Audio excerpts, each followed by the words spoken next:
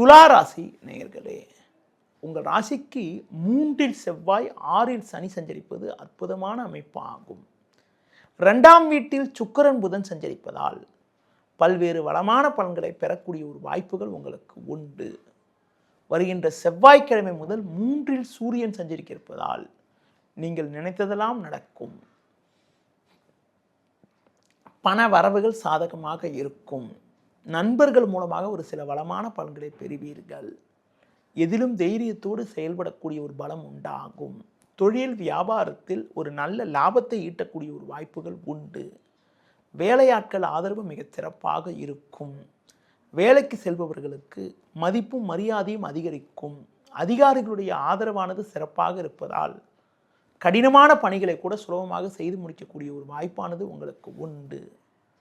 கொடுத்த வாக்குறுதிகளை எளிதில் காப்பாற்றக்கூடிய ஒரு பலமானது உங்களுக்கு இருக்கிறது.